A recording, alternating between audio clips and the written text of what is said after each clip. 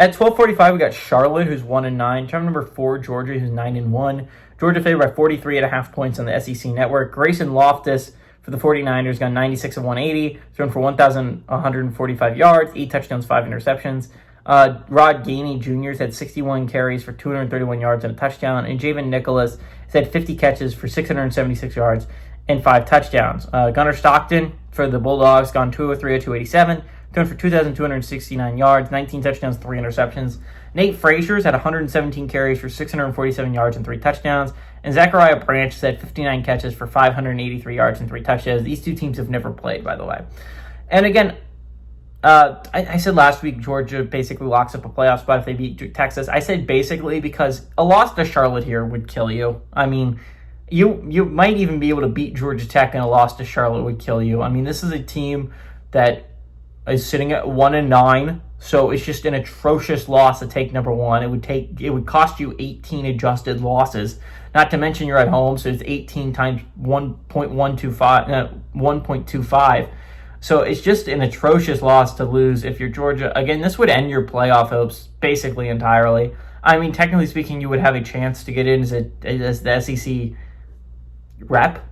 Maybe if you could find a way to the SEC championship game. If you're the Bulldogs, you need Bama to lose, realistically speaking, I think, to get to the playoffs. If you're Georgia, to get to the SEC championship game, again, a loss here would just kill you. I mean, I said basically because I expect this to be a pretty easy win for Georgia. I don't expect Charlotte to give them any sort of a fight.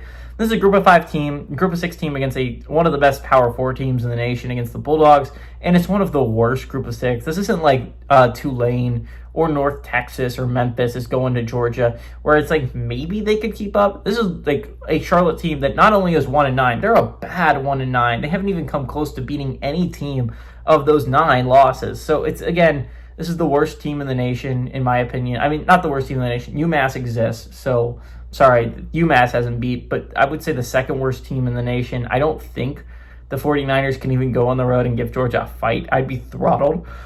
Now, again, Georgia has a big game next week, so maybe they let off the brakes a little bit. They want to get in a little bit of a rest. They have a massive game against Georgia Tech next week that, now, again, wouldn't, put them for sure. Again, they're already pretty much for sure in the playoffs if they win this game. A loss there wouldn't hurt them that much, but it would make you lose tiebreakers if you're Georgia, which wouldn't be great. It would be hard to see them winning top 4 seed with a loss to Georgia Tech on the resume, especially if Georgia Tech ends up winning the ACC. I mean, realistically speaking, if Georgia Tech wins the ACC and Georgia wins the SEC, you would be the 4 seed if you're Georgia, which would be rough, but that's just realistically speaking. I would assume Georgia Tech would be able to climb up into the 3 seed. Texas Tech would take the 2 seed, either them or BYU. And it's just Georgia would be the 4 seed. So again, that's a big game next week. I don't expect them to lose the game against Charlotte this week. This would basically end their season, despite coming off such a massive win against Texas and heading into such a big game against Georgia Tech. I don't expect this game to be close, though. Give me the Bulldogs to win. I like them to cover that 43.5 point spread.